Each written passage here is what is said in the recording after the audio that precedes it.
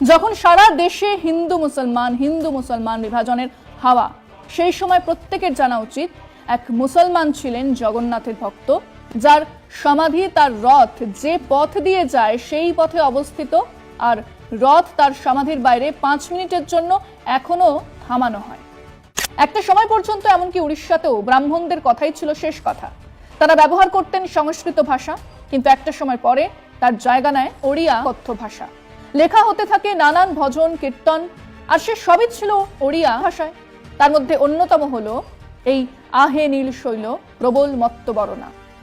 এ পর্যন্ত শুনে ভাবছেন আমাদের আজকেতে এ নিয়ে কেন কথা বলছি? সেটা কি এই জন্য যে আমাদের রাজ্যে এক বিশাল জগন্নাথ মন্দির স্থাপন হয়েছে? মমতা ব্যানার্জি নিজেই তা উদ্বোধন করেছেন খানিকটা মোদিজির রাম মন্দিরের উদ্বোধনের মতো? না, সে কারণে নয়।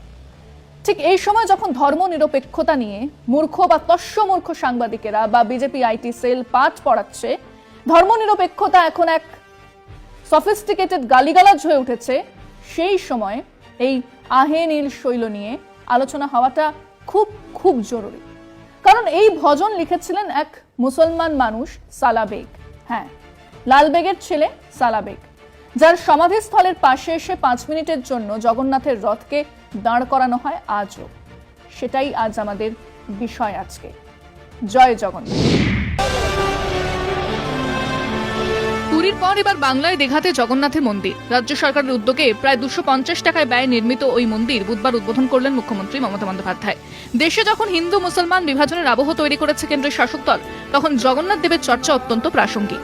জগন্নাথ দেবের রথ এক মুসলিম ভক্তের সমাধির পাশ থেকে যাওয়ার সময় তার প্রতি শ্রদ্ধা জানাতে কিছু সময় দাঁড়িয়ে যায়, এটাই রীতি।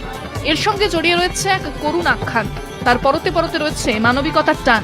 সেখানে ধর্মীয় বিভাজন বা বিশ্বাসকে ছাপিয়ে গিয়েছে মানবিক বোধ। আর যখন সাম্প্রদায়িক হানাহানির একটা চক্রান্ত চলছে দেশ জুড়ে, সেখানে জগন্নাথ দেব নিছক হিন্দু দেবতা নন, বরং মানবতার প্রতীক। দীঘায় জগন্নাথ ধাম পর্যটনের আকর্ষণ বহুগুণ বাড়াবে, তা নিয়ে কোনো সন্দেহ নেই। কিন্তু জগন্নাথ ধামের সামাজিক বার্তা এই মুহূর্তে ভারতবাসীর কাছে খুবই গুরুত্বপূর্ণ।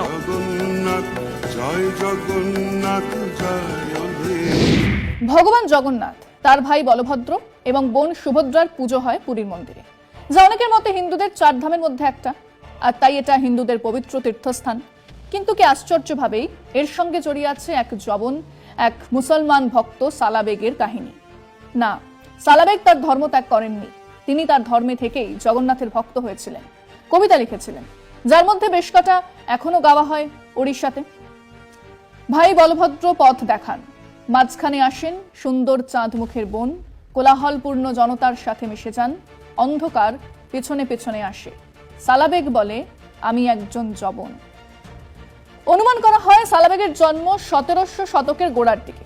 তিনি একজন মুসলিম পিতা এবং ব্রাহ্মণ মায়ের পুত্র ছিলেন। ভুবনেশ্বরের আঞ্চলিক শিক্ষা ইনস্টিটিউটের ইতিহাসের অধ্যাপক প্রীতিশ আচার্য এই কাহিনী বলেছেন। Impact of Islam on Odisha culture বইয়ের লেখক মোহাম্মদ ইয়ামিন তার একটি প্রবন্ধে মির্জা নাথনের বাহারিস্তানি গালিবি এবং রামদাসের দণ্ডতা ভক্তি রসামৃত থেকেও তিনি দেখিয়েছেন সালা বেগের জীবন কাহিনী। খুব ছোট্ট করে বলি, সালা বেগের বাবা জাহাঙ্গীর কুলি খান বা লাল বেগ 1607 থেকে 1608 সাল পর্যন্ত বাংলার সুবেদার ছিলেন। এক সামরিক অভিযানে দণ্ডমুকুন্দপুরে এক তরুণী বিধবা ব্রাহ্মণ নারীকে দেখে তার যৌবনের সৌন্দর্যে মুগ্ধ হয়ে লালবেগ তাকে অপহরণ করেন। তিনি তার প্রেমে পড়েন এবং পরে তাকে বিয়ে করেন। তাদের একমাত্র পুত্র ছিলেন সালা বেগ। এদিকে সালা বেগের মা ছিলেন জগন্নাথের ভক্ত, আবার তিনি তার নতুন জীবনেও সুখী ছিলেন।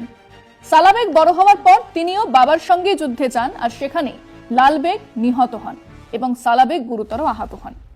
বলা হয় তার মা জগন্নাথের কাছে প্রার্থনা করেন এবং সালা বেগ সুস্থ হয়ে ওঠেন। এই ঘটনা সালা বেগকে প্রভু জগন্নাথের ভক্ত করে তোলে। কাজে খানিক কৃতজ্ঞতার বশেই তিনি পুরীতে তাকে দর্শন করতে যান। কিন্তু দুই সম্প্রদায়ের মধ্যে অবিশ্বাসের কারণে পুরোহিতরা সালা বেগকে মন্দিরে প্রবেশ করতে দেননি।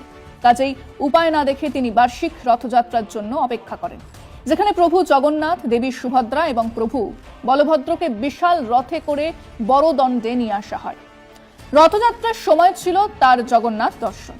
সেই দর্শনের জন্য তিনি একটা ছোট্ট কুটির তৈরি করেন, সেখানেই থাকা শুরু করেন। রথযাত্রা শেষ হলে তিনি বেরিয়ে পড়তেন দেশ থেকে দেশান্তরে। 1 বছর তিনি বৃন্দাবন থেকে কুটিরে ফিরতেন দেরি করেন, কারণ পথে তিনি হঠাৎ অসুস্থ হয়ে পড়েছিলেন। বুঝতে পেরেছিলেন যে তিনি রথযাত্রার সময় পুরীতে পৌঁছতে পারবেন না।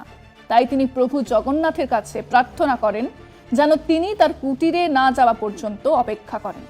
এদিকে জগন্নাথের রথ সালাবেগের কুটিরের কাছে পৌঁছানোর পর থেকে তাকে 1 ইঞ্চিও নাড়ানো যাচ্ছে না। হাতিরাও রথ ঠেলার চেষ্টা করে ব্যর্থ, নাকি 7 দিন ধরে সেই জায়গায় আটকে থাকে রথ। শেষে সালাবেগ আসেন। এবার কেউ তাকে প্রভুর কাছে যেতে বাধা দেয়নি। তিনি গিয়ে দর্শন করেন এবং পুজো করেন। তিনি জগন্নাথের একমাত্র ভক্ত যার সমাধি, তার রথ যে পথ দিয়ে যায় সেই পথে অবস্থিত, আর রথ তার সমাধির বাইরে 5 মিনিটের জন্য এখনো থামানো হয়। হ্যাঁ, যখন সারা দেশে হিন্দু মুসলমান বিভাজনের হাওয়া, সেই সময় প্রত্যেকের জানা উচিত এক মুসলমান ছিলেন জগন্নাথের ভক্ত যার সমাধির সামনে এখনো রথ দাঁড়ায়। আসলে সবই পুরোহিত তত্ত্বের অবসান ঘটিয়ে এবং ঈশ্বরের সাথে সরাসরি যোগাযোগের মাধ্যমে হিন্দু ধর্মের সংস্কারের লক্ষ্যে কবির, নানক, মীরাবাই এবং তুলসীদাসের মতো কবি ও লেখকদের মতোই সালাবেগের রচনাও ছিল সেই পথের পথিক। সপ্তদশ শতাব্দীর ভক্তি সাহিত্য ছিল পুরোহিতদের মধ্যস্থতা ছাড়াই ঈশ্বরের কাছে পৌঁছানোর পথ। সেই পথের কথাই অনেক পরে নজরুল বলেছিলেন, বলতে পারিস বিশ্বপিতা ভগবানের কোন সে জাত, কোন ছেলের তার লাগলে ছোঁয়া অসুচি হন জগন্নাথ, নারায়ণের জাত যদি নাই তোদের কেন জাতের বালাই, তোরা ছেলের মুখে থুতু দিয়ে মার মুখে দিস ধূপের ধোঁয়া, জাতের নামে বজ্জাতি সব জাত জালিয়াত খেলছ জুয়া, ছুলেই তোর জাত যাবে, জাত ছেলের হাতের নয় তো মোয়া।